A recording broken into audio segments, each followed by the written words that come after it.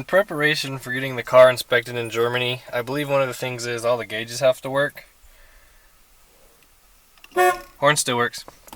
Anyway, so I know the battery gauge isn't that important, but that water temp gauge obviously is an important one. As you can tell, it's kind of wonky like that.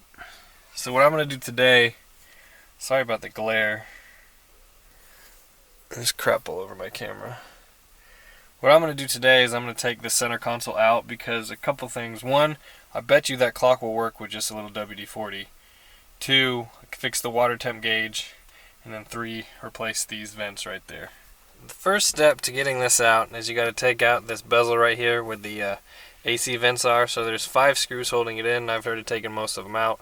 1, 2, 3, 4, and then 5. And this will drop down. You have an electrical connector for the wiper switch, and then that piece will come free. Here's the wiper switch and the little light that lights it up. I'm not going to bother to test the wiper switch now because there's obviously no wiper arms. Probably not a good idea. Those are coming in the mail though, so I'm going to disconnect all this stuff and then we'll move on. I'll also test the light and all that kind of stuff, make sure it's all working. The next step after that is to take the 1, 2, 3, 4 screws out.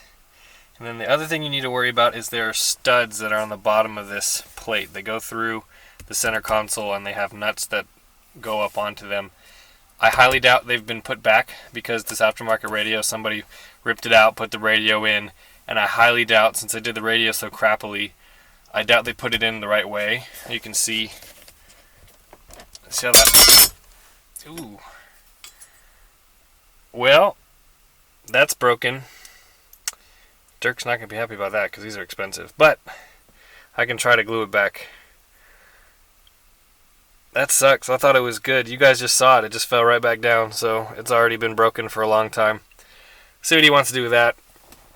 Yep, these videos are not scripted. So I don't think they did that right. They obviously broke it. So we will see what we do next. So the radio is free. Sort of. So I was right. They didn't put the nuts on the back of those studs. That looks like a professional install, wrapped together with electrical tape, and that's it. It's pretty stupid.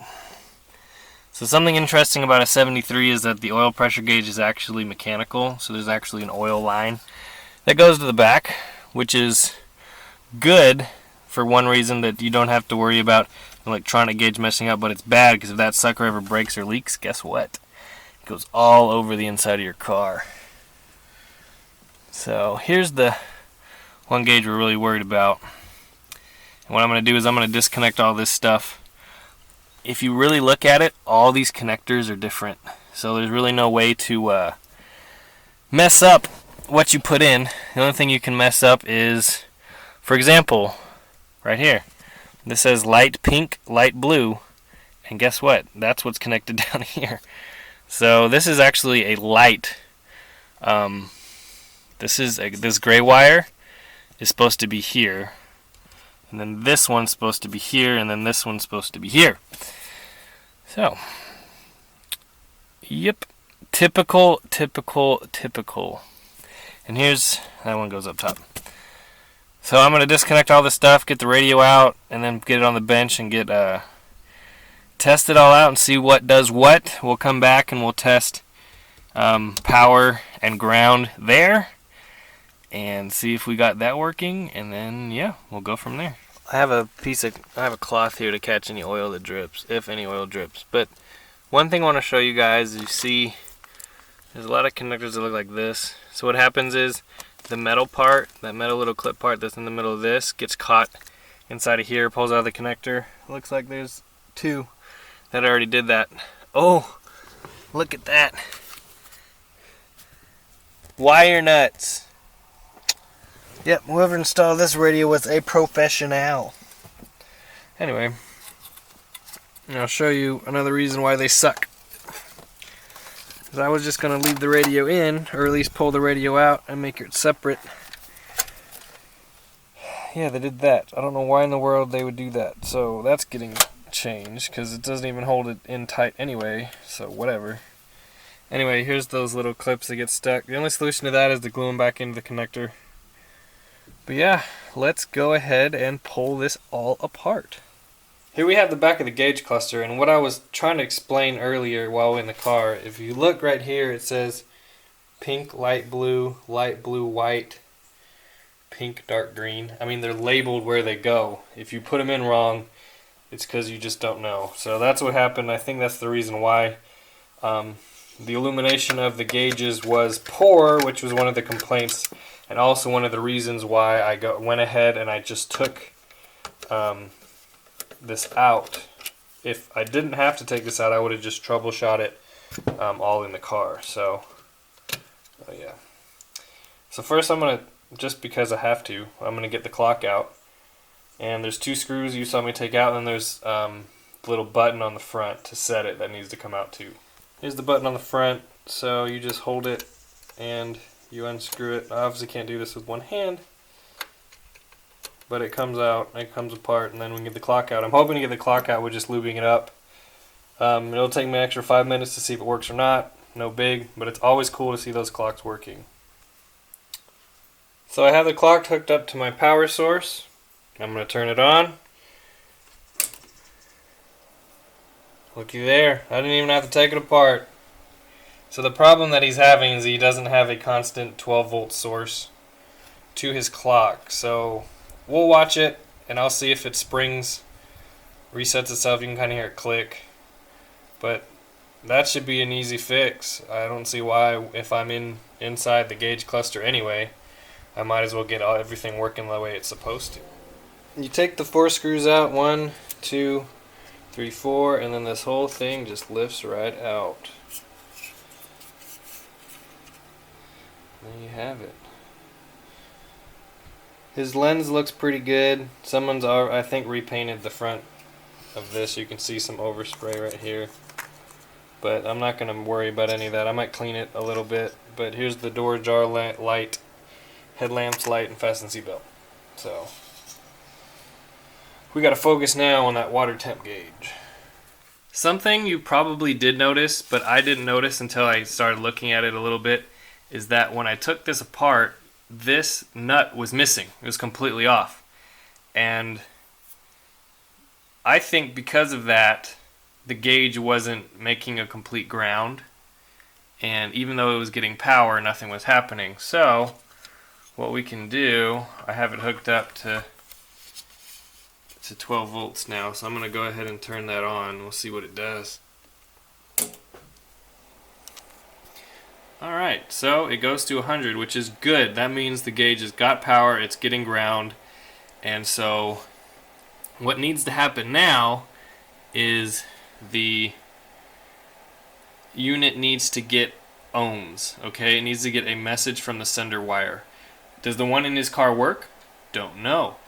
But we got the gauge to move, so that means I'm pretty sure the gauge is good. It's just, again, Bubba got in here, didn't put the nut back, wiring issue, blah blah blah. So I'm pretty sure we're going to have a good gauge. Here we're going to do a little bench test. So I'm going to turn the ignition on, and the gauge needle moves to where it needs to go. So we now know we have power. We have ground. What we don't know yet is if the sending unit and wire work. But the good part about that is that's an under hood job. So once I get all these light bulb sockets fixed, I can button all this stuff back up, put the radio back in. I'm not sure what Dirk wants to do about the clock. This is, it looks like it's supposed to be an orange wire. So I don't know. It runs back down under the center console. It's not supposed to, at least I don't think it is. So if he wants me to chase that down, I will. If not, we will move on to getting it back together and then turning the car on and see if the temp gauge starts to work. Next we're going to check for continuity. It's actually a really simple circuit. So basically I just want to know if the wire is continuous from the sender all the way to the gauge. So if you notice, this wire does look really crappy. It looks like they burned it up a couple times. You see how it's all melty on the end. But if it connects, it's still good. So I have, here's my ohms meter. I basically have the red wire running all the way to the wire on the gauge, the green wire. And then this, if it connects, tells me that it's good.